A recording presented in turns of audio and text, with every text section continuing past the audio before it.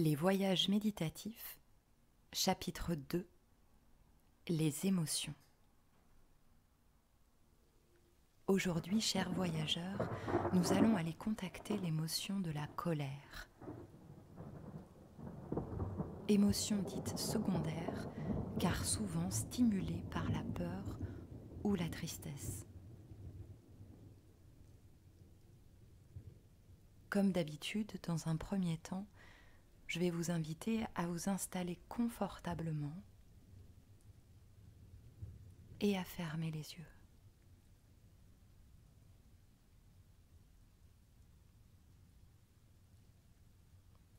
Je vais pouvoir prendre 3 bonnes profondes inspirations et expirations juste pour venir relâcher les tensions de ma tête et de mon corps.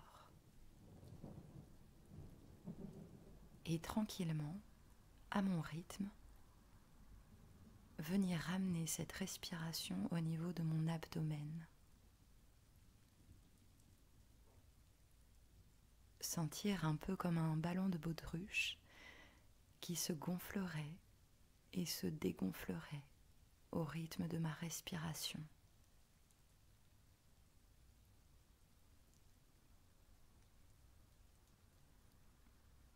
Pendant ce temps, je vais également pouvoir poser mon attention sur mon corps, les zones en appui,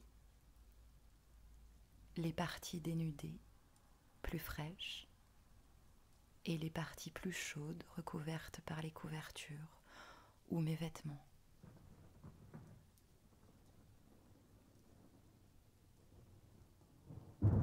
Et je vais également pouvoir poser cette attention sur les bruits extérieurs dans la maison où je me trouve, dans l'espace où je suis, mais également les bruits à l'intérieur de mon corps, les battements de mon cœur.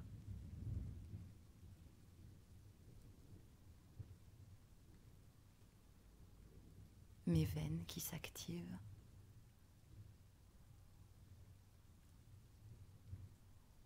et peut-être mes poumons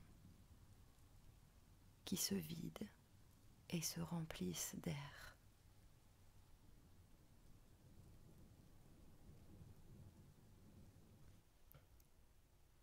Aujourd'hui, chers voyageurs, je vais vous inviter au théâtre.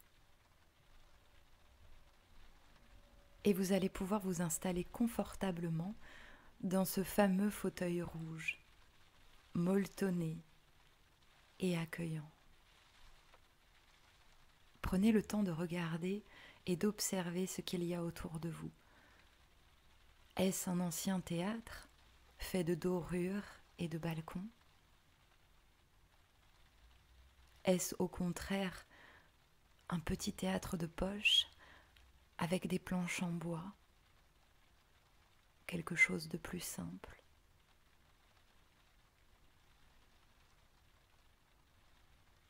Aujourd'hui, c'est un jour un peu spécial, car aujourd'hui, vous assistez à une pièce de théâtre dont vous êtes le dramaturge, l'écrivain, l'auteur de l'histoire. Et vous allez assister à une pièce de théâtre dont le titre est « Rencontre avec Madame Colère ».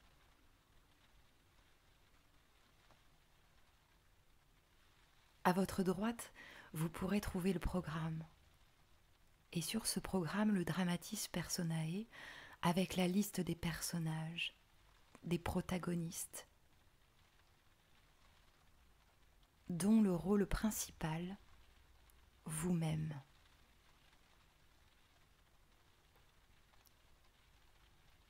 Trois coups de théâtre, levée de rideau, acte 1, scène 1.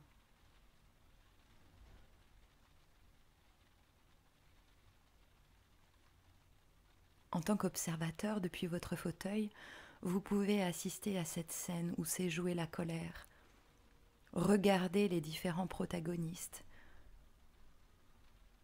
leur posture, leurs émotions. Comment se comportent-ils? Quel est leur message?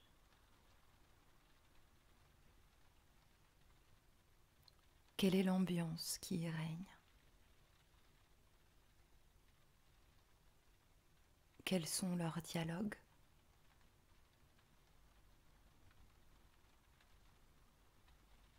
Et protégé depuis votre espace dans votre fauteuil, vous regardez juste la scène se dérouler.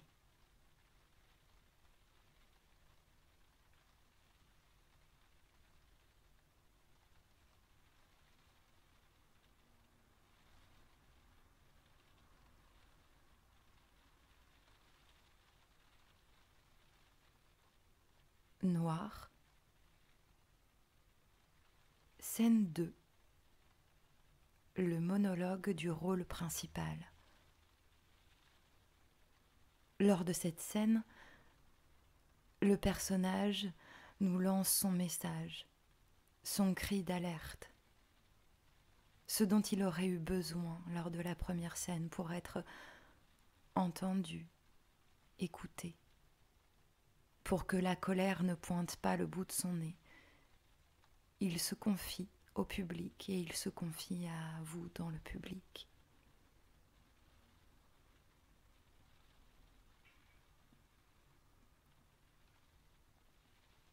Quelle est la ressource dont il aurait eu besoin? Aurait-il eu besoin de prendre en main son propre bonheur? Aurait-il eu besoin de pratiquer la patience et la tolérance? Est-ce également une opportunité de choisir une autre vision de l'événement? De changer sa croyance? D'exprimer ses besoins? D'être aimé et reconnu?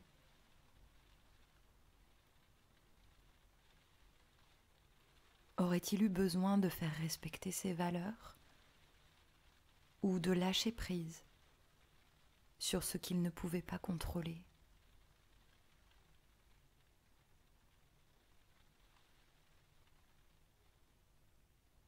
Peut-être est-ce également un besoin de pardonner.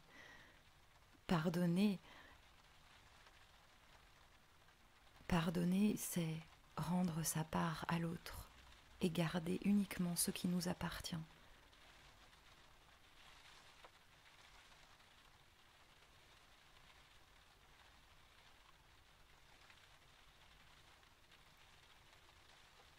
Fin du monologue. Acte 2.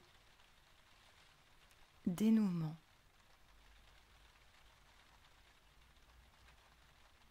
Nous passons à la scène finale, à la solution au problème. Le décor a changé, l'atmosphère, le lieu de la scène est différent. Les mêmes personnages reviennent et rejouent la scène, mais différemment cette fois-ci, avec les ressources contactées précédemment.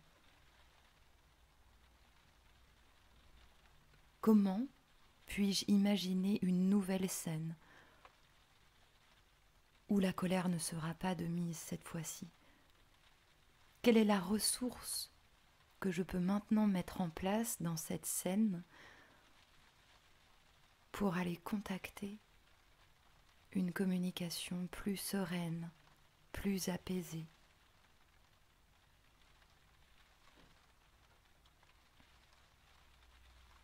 Peut-être qu'une personne ressource fera son apparition, peut-être qu'un nouveau protagoniste, un nouveau personnage viendra aider le rôle principal à trouver une solution.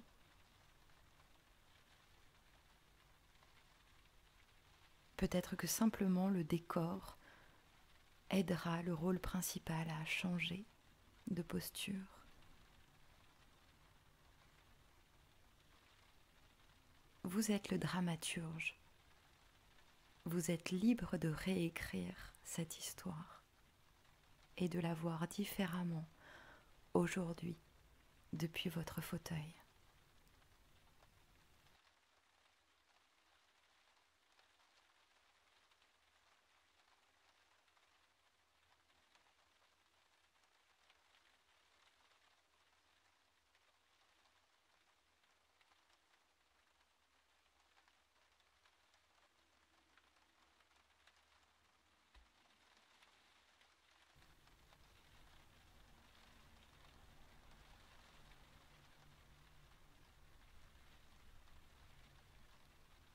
lâcher de rideau, fin, applaudissements.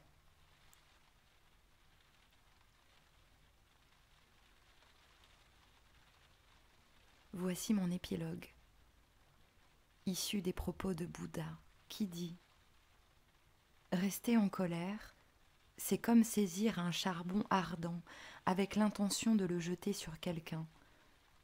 C'est vous qui vous brûlez. »